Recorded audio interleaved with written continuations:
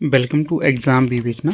तो दोस्तों, जैसा कि आप लोगों को पता पर डिस्कस करते हैं, जो एनटीए नेट हिंदी के लिए नया पाठ्यक्रम लगा है उसे यहाँ पर हम डिस्कस कर रहे हैं। तो इस वीडियो से पहले भी हमने इसके बहुत से पार्ट्स को डिस्कस करा है। अगर अभी तक आपने उन्हें नहीं देखा है तो अभी आप जो डिस्क्रिप्शन बॉक्स है वहाँ पर जाकर उस प्लेलिस्ट को चेक कर सकते हो। वहाँ पर आपको सारे जो पहले हमने वीडियो डिस्कस किए हैं वो मिल जाएंगे। ठीक है, तो आज की जो हमारी वीडियो रहेगी तो वो किस पे आधारित है, तो वो हो जाएगी आपकी एक टोकरी भर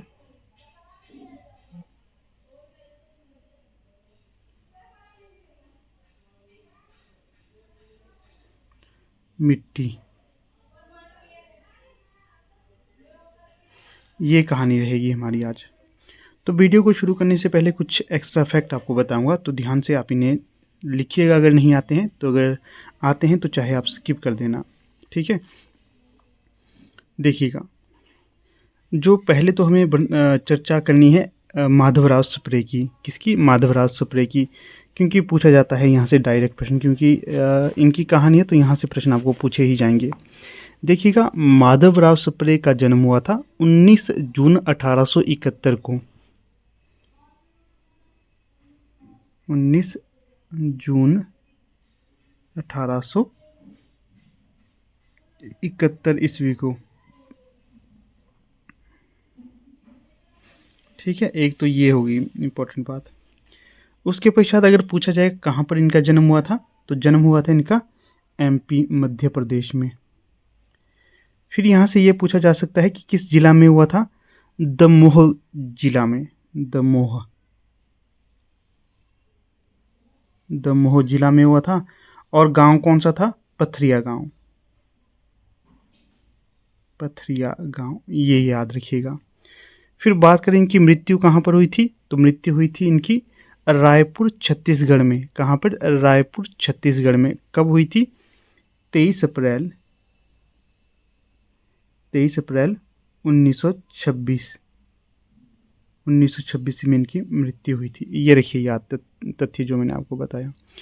जो माधवराव सप्रे है, ये राष्ट्रभाषा हिंदी के उन नायकों, प्रमुख चिंतक, मनीषी संपादक, स्वतंत्रता संग्राम सेनानी, सहृदय समर्पित समाज सेवी थे।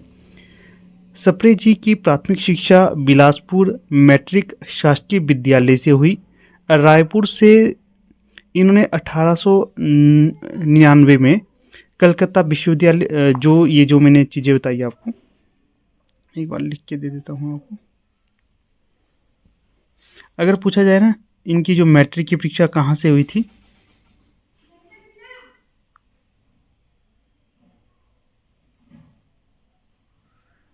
बिलासपुर। ठीक है, कहाँ पर है ये? छत्तीसगढ़, रायपुर में। और पूछा जाएगा इनकी बीए कहाँ से हुई, बीए, तो बीए हुई इनकी भाई साहब कलकत्ता से। कलकत्ता से बीए हुई। कब हुई? 1899 ईस्वी में। ठीक है, ये भी फैक्ट आपने याद रखने हैं। इसी के साथ साथ जो माधवराव सप्रे हैं, इन्होंने बिलासपुर के एक छोटे से गांव पेड़ा, किस गांव से? बिलासपुर के एक छोटे से गांव पेड़ा, छत्तीसगढ़ मित्र नामक मासिक पत्रिका भी निकाली। पूछा जाएगा कि छत्तीसगढ़ मित्र नामक पत्रिका को किसने निकाला? ये निकाला आपके माधवराव सप्रे के द्वारा। और ये कैसी पत्रिका थी? मासिक पत्रिका थी। और ये जो कितने साल तक चली रही? 3 साल तक चली रही। ये भी आपने ध्यान रखना है, ये भी पूछा जा सकता है।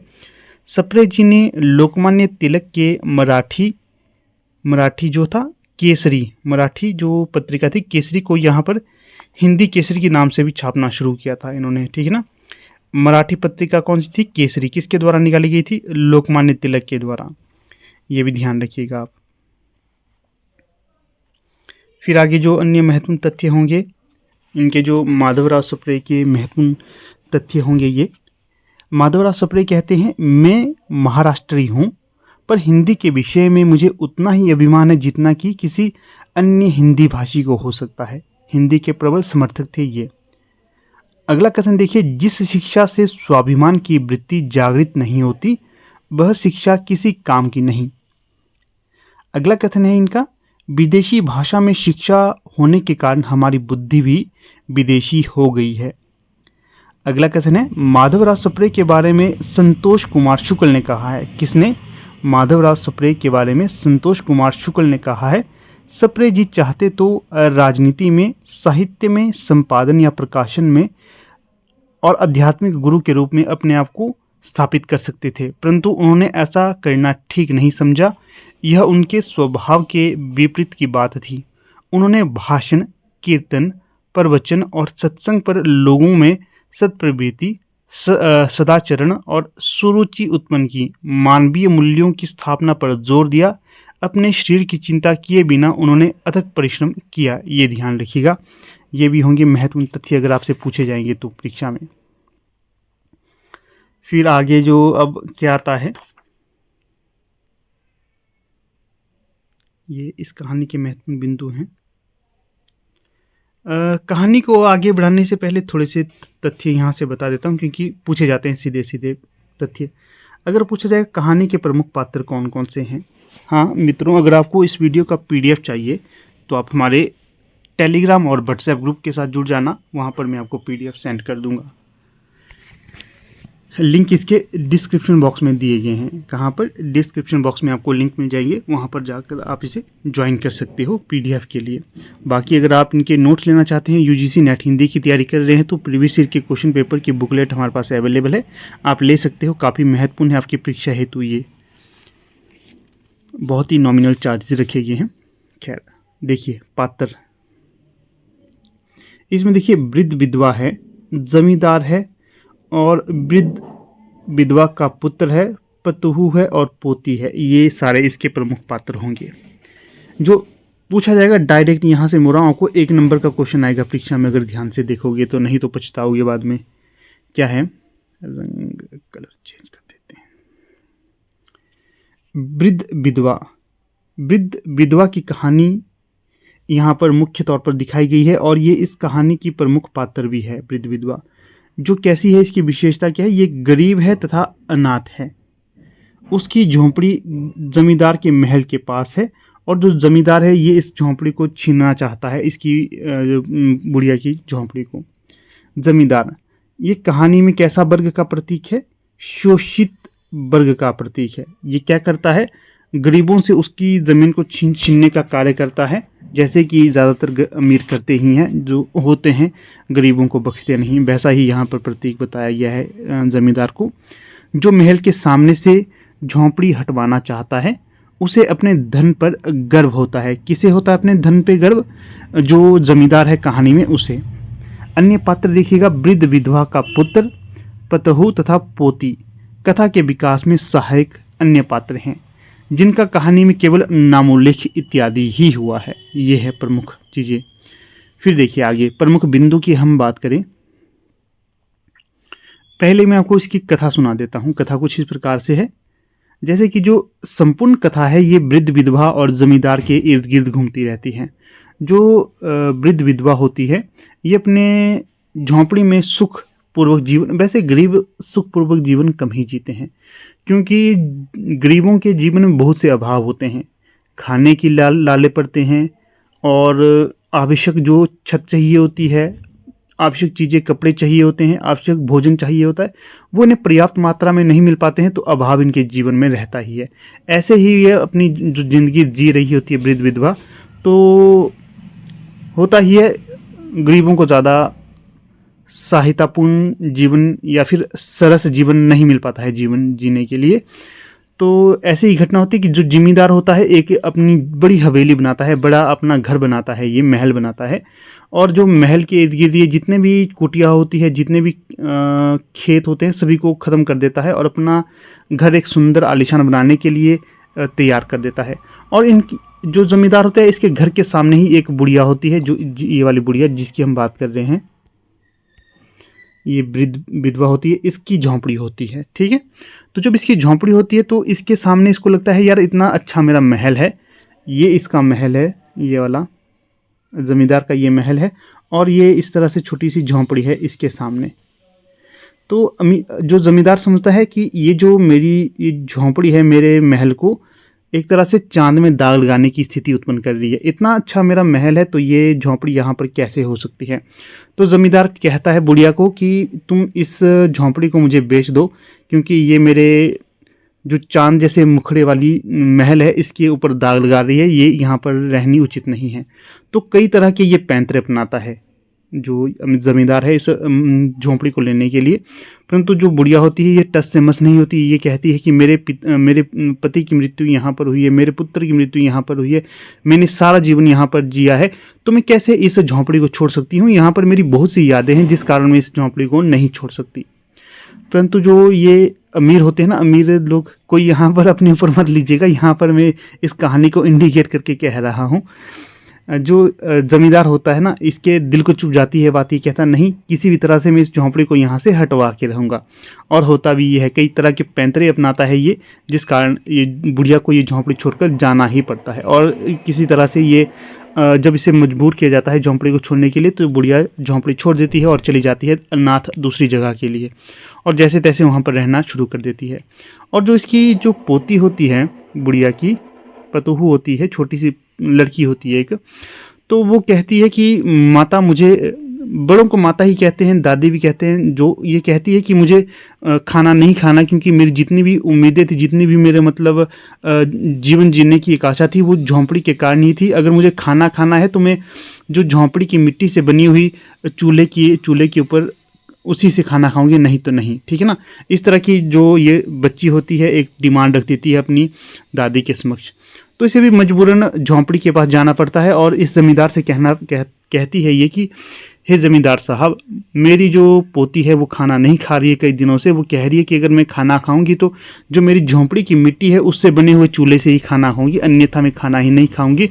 और इसकी जो मेरी पोती की स्थिति है दिन ब दिन बिगड़ती जा रही है, कृपया मुझे एक टोकरी भर मिट्टी अपनी झोंपड़ी से ले जाने दीजिएगा। तो वैसे कई बार देखो, छोटी छोटी चीज़ों के लिए लोग मान जाते हैं कि यार एक टोकरी भर मिट्टी ही लेनी है, इसने क्या ही है, क्या ले जाएगी, अगर एक टोकरी भर मिट्टी ले जानी है तो ले जाने दीजिए। तो मान जाता है ज़मींदार, कहता है ठीक है, जितनी टोकरी तुम्हें ले जानी है ले जाओ जाके वहाँ से अपनी झोंपड़ी से। और जो बुढ़िया होती है ये जाती है और टोकरी मतलब एक भर के टोकरी लाती है, जो अब वो चाहती है उठाना, उसे उठा ही नहीं जा रही थी वो टोकरी, क्योंकि थोड़े से बुजुर्ग आदमी सीधे सीधे टोकरी उठाने के लिए एकदम से झुक जाते हैं, परंतु खड़े नहीं हो पाते, वैसी स्थिति हो गई थी बुढ़िया की। तो वो कहती है इस सेठ से, जमींदार से, हे महाराज, टोकरी भर मिट्टी तो मैं ले आई हूँ, कृपया आप मुझे ये टोकरी उठाकर मेरे सर पर रख दीजिए। तो जो जमींदार होता है तैश तैश में आके चला जाता है और टोकरी को उठाने लग जाता है, और जो टोकरी होती है जमींदार से नहीं उठाई जाती है। और कई बार ये स्थिति उत्पन्न होती है और जमींदार को थोड़े से एक तरह से असहज महसूस होता है और अपने आप को थोड़ा से ग्लानि भर नज़रों से देखता है कि यार ये टोकरी मुझसे उठाई नहीं जा रही है। तो जो बुढ़िया होती है, विधवा होती है, ये भी देखने लगती है और एक बात कहती है, हे महाराज, अगर एक बात मैं कहूँ आपसे तो बुरा मत मानिएगा। तो जमींदार कहता है, बोलिए क्या कहना है तुम्हें। तो बुढ़िया कहती है, हे महाराज, यहाँ पर तो एक टोकरी भर मिट्टी है जो मैं लाई हूँ उठाने के लिए, तो यही आपसे नहीं उठाई जा रही, और इस झोंपड़ी में देखिएगा कितनी टोकरी भर मिट्टी होगी, वो आपसे कैसे उठाई जाएंगी।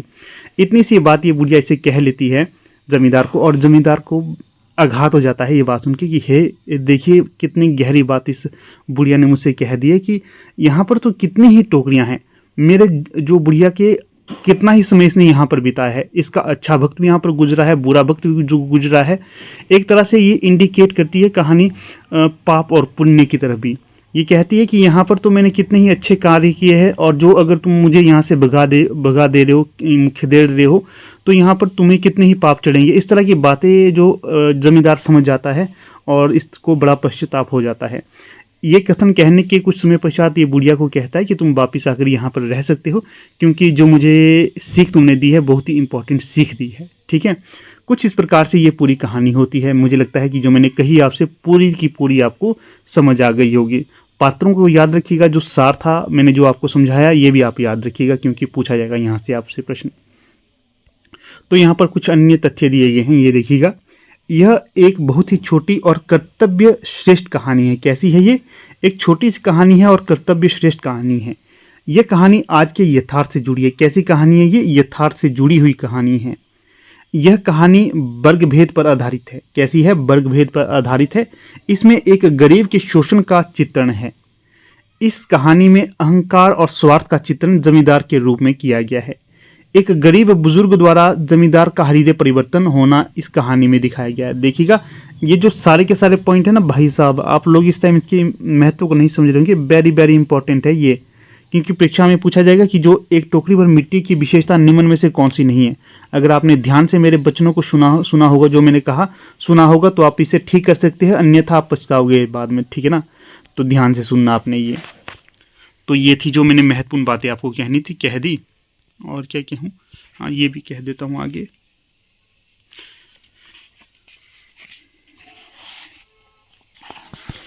देखिएगा यहाँ पर माधवराव सप्रे की कहानियां, इसका संपादन किसने किया है?